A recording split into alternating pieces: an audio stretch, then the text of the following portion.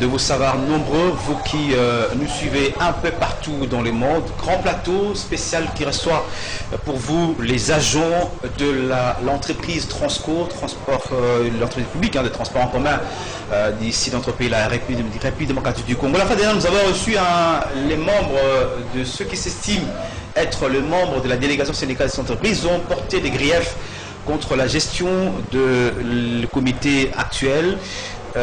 Ils ont voulu justement réagir à ces propos, mais aussi apporter un peu plus de lumière sur la situation générale de l'entreprise Transco. Et avec eux, nous allons essayer d'aller en profondeur, avoir aussi leur point de vue et surtout donner aussi de la lumière sur ce qui se passe réellement à Transco. 3 agents de Transco. Trésor Pakessa, bonjour. Trésor. Bonjour, monsieur Michel. Madame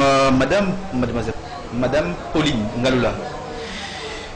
Bonjour. Bonjour, monsieur Michel. Voilà, monsieur Daniel Mwembo, bonjour. Bonjour, monsieur le journaliste. Merci beaucoup. C'est à vous 3 que nous allons essayer de faire un peu plus de lumière, d'éclairage sur la situation générale de l'entreprise Transco. La première question que je vais rapidement vous poser, je crois que vous aurez aussi le temps de répondre. Moi aussi, à un moment donné aussi, à la fin de l'émission, prendre un petit temps pour parler en lingala. Transco, monsieur Daniel, je commence par vous. Ça marche? Merci, monsieur le journaliste, pour la parole. Merci pour l'honneur que vous nous accordez pour éclairer la lanterne. Dire que chez Transco ça marche à 100%, c'est ne pas être proche de la vérité. Dire aussi que chez Transco tout ne marche pas, ce n'est pas non plus une vérité. Donc chez Transco, il y a le haut et le bas. À certains points ça marche, à d'autres ça ne marche pas. C'est la raison d'être de notre présence ici, pour dire et attirer l'attention des autorités, et en commençant par son Excellence Monsieur le Président de la République et chef de l'État, jusqu'aux derniers citoyens de la République démocratique du Congo, pour parler à haute voix concernant notre établissement, là où ça va et là où ça ne va pas. C'est ça notre raison d'être. Voilà, commençons par ce qui va. Aujourd'hui, qu'est-ce qu'on peut mettre dans l'actif de Transco depuis sa création? On pas dire création, mais relance de l'entreprise, parce qu'il y a des mutations, comme on peut dire, Institut pour le Transco. Aujourd'hui, qu'est-ce qu'on peut mettre dans l'actif de Transco présentement? C'est vrai qu'il y a eu des problèmes, on va en parler tout à l'heure. Je crois beaucoup d'accusations aussi de la négociation. On va en revenir tout à l'heure. Mais d'abord, qu'est-ce que ça marche sur le plan d'actif en fait? Ah oui, ce qui va chez Transco, c'est que lors de sa création, les autorités ont jugé important de venir tant soit peu aux rescousses de paisibles citoyens pour faciliter le transport à moindre coût.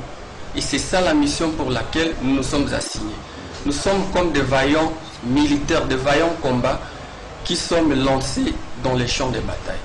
Tenez, messieurs les journalistes, depuis la création de Transco en 2013, il n'y a aucun jour, et alors aucun jour, qu'il pleuve, qu'il neige, que ça crépite chez Transco, les agents de Transco sont toujours au rendez-vous pour rendre service à la population congolaise, pour rendre service à nos compatriotes. Vous allez convenir avec moi, monsieur le journaliste, même quand il y avait des différentes marches ici, même quand il y avait des différentes manifestations, nous, agents de Transco, surtout et alors surtout les équipages de Transco, nous répondions toujours présents à la mission confiée par les autorités de la République démocratique. Mais vous avez aussi payé le lot tribut. Ah ben oui, comme moi qui vous parle, monsieur le journaliste, j'ai failli à 4 fois de hypothéquer ma vie.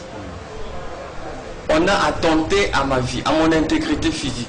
C'est-à-dire, lors des manifestations, vous allez trouver le Quinois, le Congolais, en train de manifester. Ils confondent la manifestation au bien public. Et plusieurs fois, ils nous ont lancé de pierres. Et lors Même de bus brûlés. oui, il y a même des bus brûlés. Et tout cela entre dans l'actif et des agents de Transco et de la société de Transco. Donc abnégation, sacrifice, comme on dit. Ah ben oui, nous sommes vraiment prêts. Et même maintenant là, Après l'émission, je dois devoir aller rendre service à mes paisibles citoyens. Très bien, Trésor. Ça, c'est notre actif, c'est que le métier aussi de prix de transport. Depuis la création, on parle de 500 francs. Hein. C'est 500. Ça va bouger. Mais alors qu'il y a quand même une certaine fluctuation au niveau des taux de change. Hein. Les dollars aujourd'hui, à l'époque, c'était à 2013, je parlais de 90, je crois, 90, 92. Mais aujourd'hui, nous avons le dollar qui s'échange à pratiquement 17, 200, 300. Mais le prix du transport reste 500 francs. C'est quoi les secrets? Effectivement, monsieur le journaliste, Transco a été d'abord créé pour permettre aux plus démunis de circuler même à de longs trajets avec un prix raisonnable. Ça, c'est le choix stratégique du gouvernement.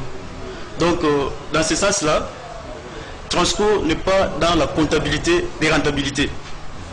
Et aujourd'hui, malgré la fluctuation du taux d'échange sur le marché, ça ne relève pas de la compétence des autorités des Transco de pouvoir revoir ces prix à la hausse. Quand bien même aujourd'hui, ces prix-là ne correspondent pas avec la conjoncture, ces prix-là ne correspondent pas avec la réalité. Donc ça, c'est vraiment la mission de l'État, parce que Transco, c'est une entreprise à caractère socio-économique qui doit permettre aux Congolais d'aller plus loin, quitter par exemple de Kinshasa à Souka jusqu'à Lipen à ce prix-là. Et vous voyez que ces prix-là, c'est les thermomètres. Quand même les opérateurs économiques privés qui sont dans les secteurs du transport en commun essaient d'ajuster le prix, et la référence est toujours Transco. Mais oui, mais comment vous arrivez à vous tenir, c'est ça.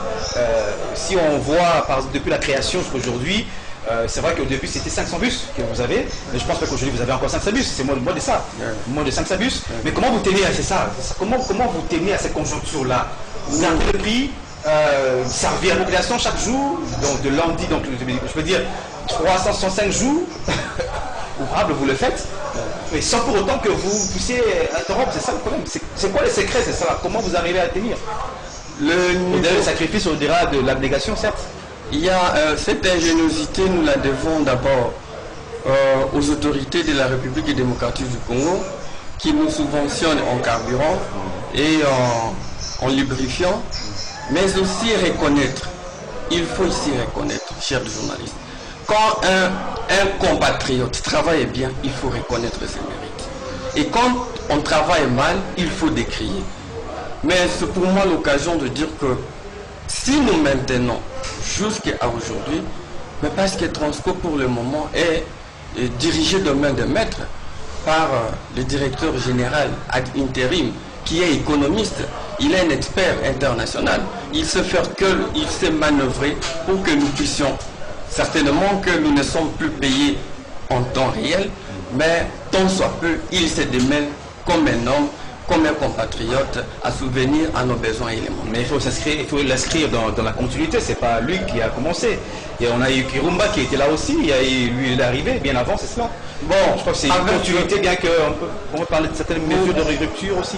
Vous conviendrez avec moi, monsieur le journaliste, que comme un homme, un bus vit. Il est né, il vit, il y grandit, et il y a un déclin.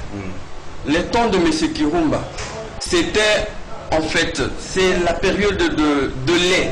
C'est la période où le lait et le miel coulaient. Tout le bus, les 500 bus étaient peints par neuf. Il y avait moins de difficultés. Il y avait moins de problèmes d'ordre maintenancier. Mais maintenant là, nos bus sont vieux de près de 8 ans. Et alors, s'il n'y avait pas une ingéniosité dans la gestion, certainement que le porte des transports... Donc le contexte est différent. Est différent. Outre le fait que, tenez, le chef de l'État en venant aux affaires, il a dit quoi? Le peuple d'abord. Il est venu non pas pour augmenter la pauvreté, la précarité des agents ou de ses compatriotes, mais il est venu chercher ou faire chercher du boulot pour les agents. Et le chef de l'État a fait des annotations claires et nettes au directeur général des transports, qui lui a présenté la situation, l'état de santé de son entreprise, que la société maintenant va mal. Les bus qui ont été conçus pour une exploitation de 5 ans vont maintenant à près de 8 ans. Donc, devant une telle évidence, quelle que soit n'importe quel expert en gestion qui serait venu dans l'établissement Transco, le premier réflexe serait d'envoyer les gens en congé technique. Le président de la République a demandé au directeur général ad interim pour que tu puisses me prouver que réellement ça vaut la peine que tu sois de l'autre côté, maintiens cette société. C'est ce qui fait que avec le même nombre personnel. avec le même nombre de personnel, mais nous avons moins de 200 bus qui sont opérationnels. Et là, il faut être sorcier, il faut être médiocre, il faut être diable pour ne pas reconnaître le mérite. Et ceux qui sont en train de passer de chaîne en chaîne pour décrier cette gestion. On y arrive. Hein. Madame Pauline Ngalola, vous êtes d'accord ici vis-à-vis de Trésor et de Daniel tout à l'heure qu'il y a un effort, bien que le contexte est différent des gestionnaires de l'entreprise, mais qu'il y a un effort de pouvoir dire il faut maintenir l'entreprise, il faut que l'entreprise vive au profit de la population. Oui, bien merci. Bon, concernant ce que les autres viennent déjà de vous parler, actuellement Transco connaît tout un... Il est en train de passer par une transaction difficile. Quand on parle de transition difficile, nous nous retrouvons dans les cadres où l'AMI a soulevé concernant les 8 ans déjà de vis, l'existence des vis, donc ce sont déjà des engins amortis. Deuxièmement, nous avons des chocs d'activité.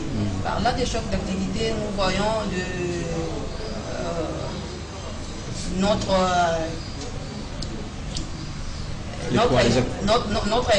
nos principaux acteurs qui produisent plus, afin que les recettes puissent augmenter et que la société puisse subvenir à ses charges.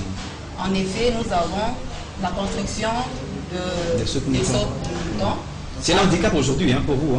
Oui, c'est un handicap parce que le tronçon qu'un bus pouvait faire 4 voyages, actuellement nous faisons un seul voyage. Et avec le seul voyage, nous nous retrouvons avec une recette en baisse. Et avec cette recette en baisse, ça ne nous permet pas encore de réaliser nos besoins comme on les faisait à l'époque. Et puis de deux, avec ce que nous avons, malgré la subvention de l'État, nous devons produire 60% de recettes, afin qu'avec les 40 que nous recevons de l'État, nous atteignons 100% afin que les salaires soient stables. Mais par contre, nous nous retrouvons qu'au lieu de réaliser les 60%, nous réalisons de 20 à 25%. Et dès que nous ajoutons les 40% de l'État, nous atteignons 65%. Avec les 65%, nous avons l'écart des 35% que nous devons maintenant rechercher par-ci par-là pour subvenir au paiement des salaires. Et c'est ainsi que vous allez entendre les gens vous dire que non, au transport, maintenant, les salaires, c'est progressivement. Oui, parce que cet écart. Donc par palier, en fait. Par palier, oui, par palier. Avec cet écart de recettes, on ne saura pas faire que les salaires soient remis au même moment pour tout le monde. Donc ça, ce sont les causes exogènes de l'entreprise, mais qui a l'impact aussi sur la gestion de l'entreprise. Ce sont des défis à relever. Oui, c'est ça, un certain défi à relever. Mais là, ça, c'est avec la part du gouvernement, c'est naturellement. Naturellement, c'est avec la part de l'État. Sans la part de l'État, on ne fera pas... Oui, justement, on entre directement dans le débat. Monsieur, je vais commencer par Daniel pour revenir et puis on prendra à tout de rôle. Mais au-delà de prouesse, au-delà de cette volonté volontariste du comité de gestion, mais c'est fait qu'il y a beaucoup de problèmes relevés par la délinquance syndicale. Ça existe, vous le reconnaissez? Ah bon, vous pouvez réfléchir la mémoire, monsieur. Oui, mais il y a une délinquance syndicale qui existe, je crois, dirigée par M. Dadi Makambo, qui porte des griefs sur la gestion de l'entreprise, notamment relève le fait qu'il y a des comptes parallèles qui existeraient, de l'argent de l'entreprise qui serait touché par des personnes non autrement identifiés qui ne sont pas des agents de Transco. Il y a le fait que, par exemple, pour les gestionnaires de l'entreprise aujourd'hui, il entretient de la milice, par exemple. D'abord, je pose la question, est-ce qu'il existe véritablement une délégation syndicale reconnue en tant que telle au sein de Transco? Ok, merci monsieur le journaliste de la question. Il y a un problème de légalité et de légitimité. Certainement que nous sommes passés aux élections au mois de mai 2018 pour élire nos délégués syndicaux. Bon, avec nous, il n'y a pas eu un problème de vérité des urnes, parce que les urnes ont tranché. Avec nous, nous avons certainement voté les agents qui devraient nous représenter en âme et conscience. Mais ce qui nous a un peu tiqué, c'est quoi? C'est que notre volonté n'a pas été n'a pas été acté par l'employeur de ces temps-là. Pourquoi? Les élections ont eu lieu. Le même jour où nous avons passé les élections, le même jour on a eu le résultat. C'était au mois de mai. Ce qui nous a un peu étonné, c'est que l'installation de la délégation syndicale est venue intervenir au mois de novembre. Est-ce que vous pouvez imaginer? Et au mois de novembre, on vient nous présenter ou nous imposer un président que nous n'avons pas élu. Parce qu'à la place de Dadi Makam, on trouverait un conducteur. C'est le conducteur qui a été élu. Parce que c'est sa maison syndicale qui a eu beaucoup plus de voix. Pourquoi un conducteur? Parce que je vous ai dit que le 80% des agents de Transco est constitué essentiellement des équipages. C'est nous qui avons la température réelle de la société. Nous connaissons les recettes journalières de Transco, nous connaissons la respiration même des engins de Transco. Donc il fallait connaître d'abord le besoin, les desiderata des agents qui sont les équipages, pour qu'on emmène au plus haut niveau. On nous a imposé M. Dadi Makam. Et là, il y a eu rupture de confiance au mois de novembre. Et puis tenez, ces installations ou cette installation de la délégation syndicale est intervenue quand? C'est après la sanction infligée à notre ancien employeur, qui à son retour a voulu faire de la délégation syndicale ses béquilles. Mais malheureusement, ils n'ont pas pu tenir les caps. La rupture a commencé par là. Il y avait crise de conscience. Mais je vous épargne d'autres détails. Parce que la télévision, c'est le temps. Mais demandez à M. Dadi Makam, si réellement il se reconnaît comme délégué syndical, s'il se reconnaît comme président de la délégation syndicale, qu'il vienne ici à votre plateau, monsieur le journaliste, vous brandir la fiche d'adhésion des syndiqués. Nous ne nous reconnaissons pas en lui. Qu'il vienne ici vous brandir le PV d'une assemblée générale tenu par lui, qu'il vienne ici vous brandir le cahier des charges lui conféré par les agents de Transco. Donc nous ne nous retrouvons pas en lui. Mais nous, agents de Transco, nous ne sommes pas contre le syndicat, non. Mais nous sommes contre certains animateurs du syndicat. Parce qu'ils sont là, au lieu de nous défendre, ils sont en train de défendre... Non, ils sont désavoués là en fait. En tout cas, ils sont ventriotes que patriotes. De légitimité comme ah oui, ils sont ventriotes plutôt que patriotes. Mais ils disent, bon, prenons le fait par exemple d'un grief qu'ils auraient tenu, le fait d'existence d'un corps parallèle. Ils ont cité une banque de la place, une dame, je crois, Anita, qui aurait touché, c'est l'un des documents qu'ils ont brandi. Est-ce c'est vrai ou faux? Monsieur le journaliste, dans tous les jeux, je vous dirais que l'on ne peut pas blaguer avec l'image de marque d'une institution. Non seulement des Transco, mais aussi de ses partenaires. Nous savons qu'avant de relayer une information, il faut pouvoir les recouper. Il faut confronter plusieurs choses. Cette pratique n'est pas seulement recommandée en journalisme, mais je crois que pour qu'on puisse atteindre un peu l'objectivité, il faut qu'il y ait la vérification des faits qu'on relaye. Je n'ai pas syndicaliste lorsqu'on passe à la télévision tout simplement. L'existence d'un quelconque compte parallèle, oui, nous avons entendu auprès des délégués syndicaux. Il s'agirait d'un compte Transco attribué à Madame Anita Katoupa-Luzolo, que nous avons ici. Qui était bénéficiaire justement, je crois. Voilà, ça c'est la première.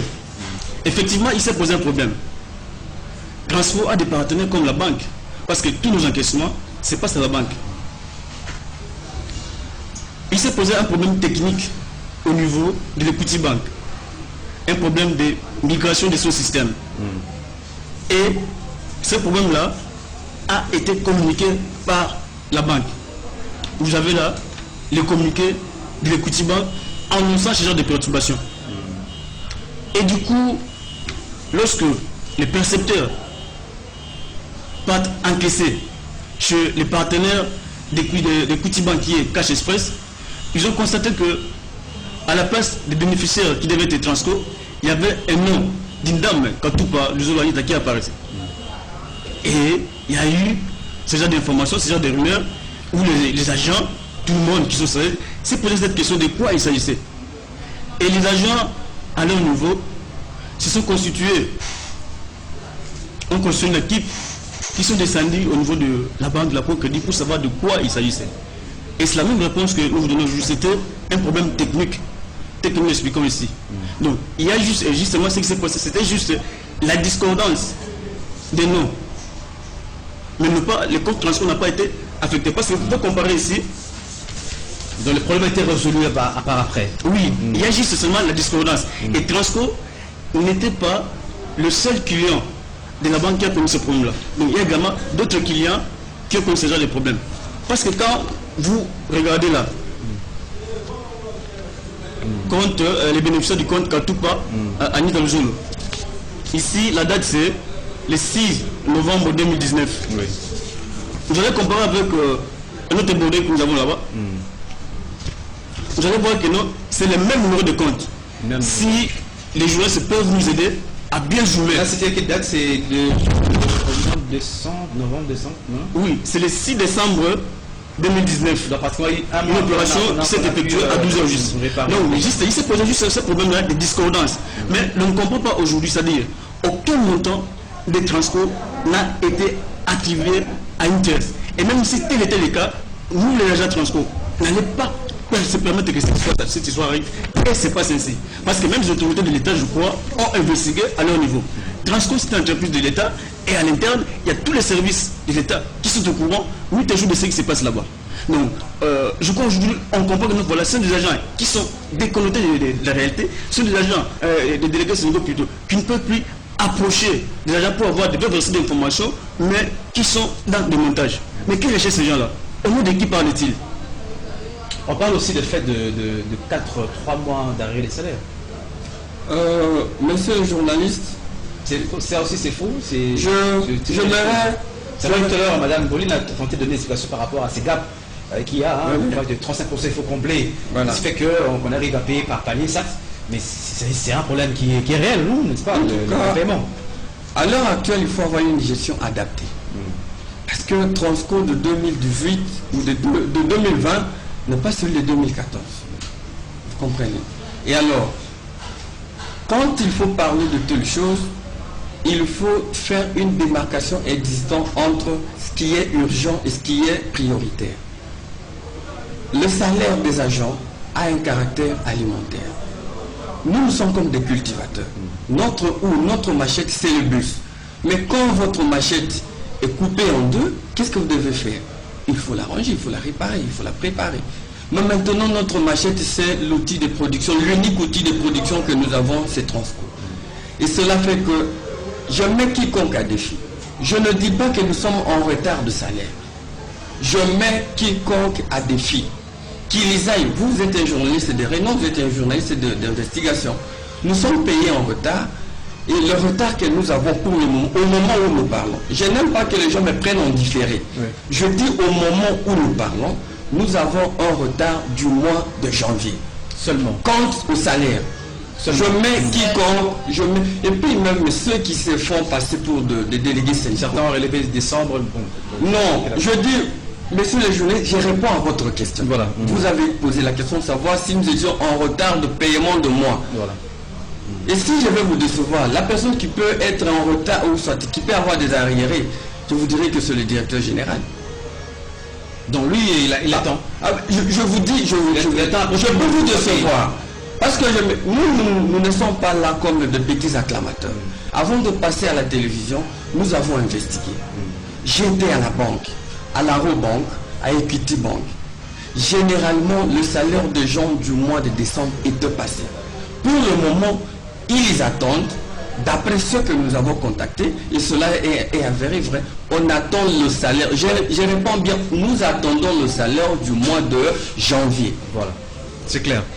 Qu'est-ce qui s'est passé finalement? Vous étiez quand même à un moment donné aussi à la présidence de la République. Je crois que l'affaire était portée au niveau de la présidence de la République avec le directeur cabinet de l'État qui vous a reçu.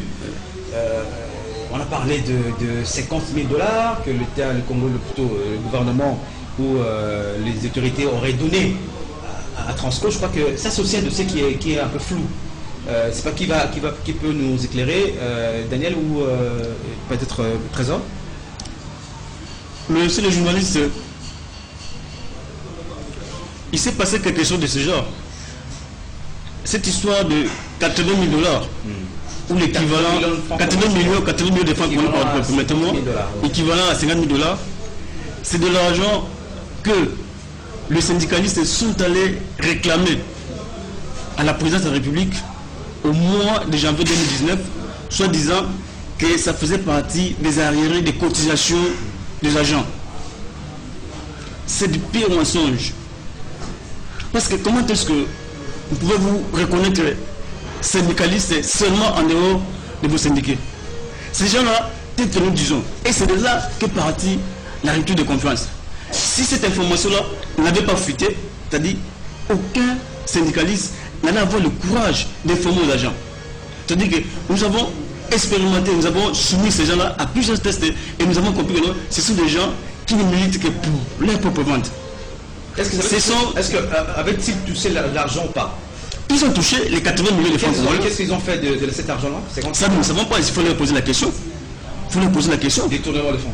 C'est un détournement de fonds. Parce que jusqu'à avant qu'on puisse parler des arriérés de cotisation, il a fallu qu'il y ait l'adhésion, l'affiliation aux différentes maisons syndicales. Parce qu'il ne suffit pas que vous soyez élu et que vous commencez à bénéficier des cotisations des agents. Nous avons déjà connu, on a déjà eu une délégation syndicale au sein de Transco. Les agents cotisent au moins 2500 francs. Les traces sont là où pouvoir aller. Et cet argent est retenu à la source. Et je crois même que vous avez suivi lorsque ils sont passés ici, ces délégations, je dis que voilà, à Transco, ils travaillent bénévolement. Ils n'ont jamais bénéficié de cotisations. Mais pourquoi? C'est parce qu'ils sont en rupture totale de confiance avec l'agent à cause de ces coups bas. Voilà. Est-ce que, Madame Pauline, est-ce qu'il y a aussi le contrat social entre vous, les agents, et la direction aujourd'hui? Est-ce qu'il y a communication? Est-ce que vous échangez sur vos difficultés, par exemple, d'entreprise? D'ailleurs, il y a beaucoup de problèmes ici. Certes, il s'est posé un problème, ça s'impose à vous, que vous le vouliez ou pas.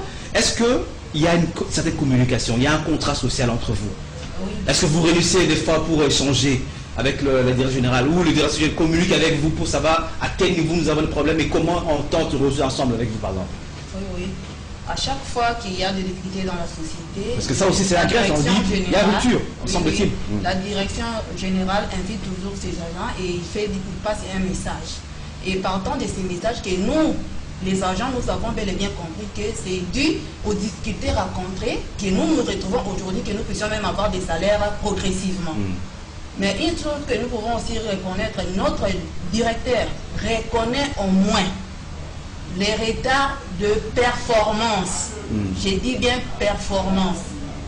C'est différent des salaires. C'est différent des salaires. Oui. Et avec les performances, il a toujours promis avec le temps, dès que tout va bien marcher, il va les payer. Il n'a pas ignoré cela. Il a dit qu'il va les payer. Donc au moins il répond à vos revendications chaque fois que vous posez des problèmes. Oui, il répond. Donc c'est pas ce que la négociation syndicale a semblé dire. Non, c'est pas ça. Non, d'ailleurs, monsieur le journaliste, excusez, pour que je vous dise une chose.